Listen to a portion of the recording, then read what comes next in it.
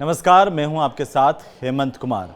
पड़ोसी मुल्क बांग्लादेश में हिंसा के बीच भारत और बांग्लादेश के जो सेना प्रमुख हैं वो अब सीधे संपर्क में हैं।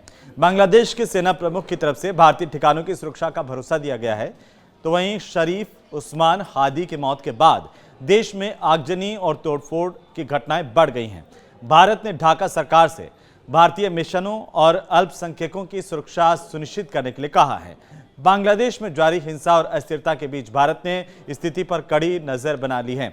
आपको बता दें कि मीडिया सूत्रों के हवाले से ये पता चला है कि भारत और बांग्लादेश के सेना प्रमुख सीधे तौर पर अब संपर्क में हैं और जमीनी हालात पर लगातार बातचीत हो रही है।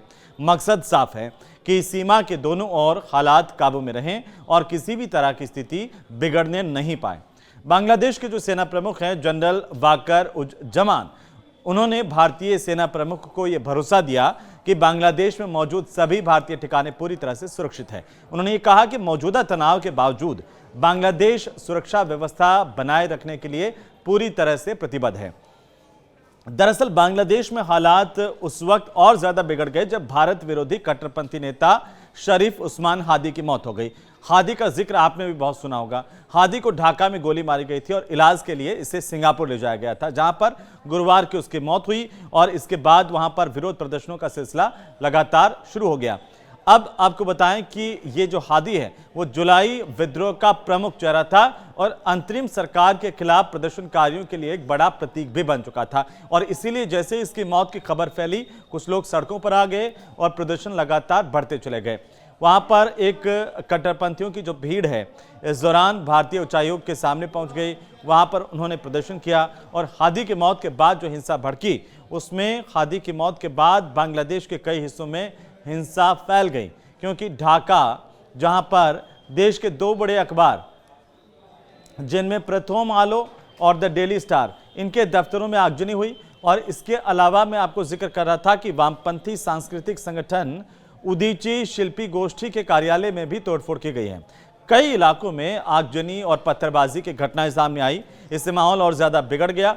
शनिवार को तड़के लक्ष्मीपुर सदर उपजिले में खालिदा जिया की पार्टी जो है बीएनपी, उनके नेता के घर के भीतर आग लगा दी गई। इसमें नेता की 7 साल की बेटी की मौत हुई है।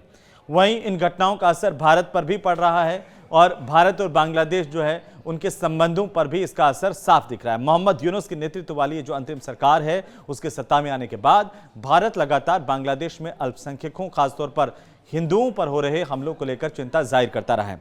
गुरुवार को एक हिंदू युवक को बांग्लादेश में ईश निंदा के आरोप में पहले मार दिया गया था, जिसकी चर्चाएं पूरे देश में भी हुई और फिर इसे पेड़ से बांध करके जला दिया गया। ये जो तस्वीरें हैं वो पूरी दुनिया ने देखी। इस पूरे मामले में अब ये सामने आ रहा है कि युवक को झूठे आरोप में फंसाया गया था। पहले पुलिस ने इसे हिरासत में लिया था, लेकिन बाद में इसे भीड़ के हवाले कर दिया गया जब बांग्लादेश के राजदूत को तलब किया गया था। और इसी कड़ी में भारत की तरफ से हाल ही में नई दिल्ली में बांग्लादेश के जो उच्चायुक्त हैं मोहम्मद रियाज हमीदुल्लाह, उनको तलब करके कड़ा राजनयिक विरोध दर्ज करवाया गया। भारत की तरफ से ढाका स्थित जो भारतीय उच्चायोग है उसको मिल रही लगातार धमकियों और बांग्लादेशी नेताओं के भारत विरोधी बयानों पर गहरी नाराजगी प्रकट की गई है। भारत के विदेश मंत्रालय की तरफ से यह साफ कर दिया गया है कि वह बांग्लादेश में शांति और स्थिरता का समर्थन करता है, लेकिन अंतरिम सरकार की जिम्मेदारी यह है कि वह भारतीय मिशनों और नागरिकों की सुरक्षा को सुनिश्चित करें। अब जिस तरीके से हालात बिगड़े हैं उस पर भी लगातार भारत सरकार की नजर बनी हुई है। यह वीडियो आपको कैसा लगा हमें कमेंट करके जरूर बताएं। नमस्कार।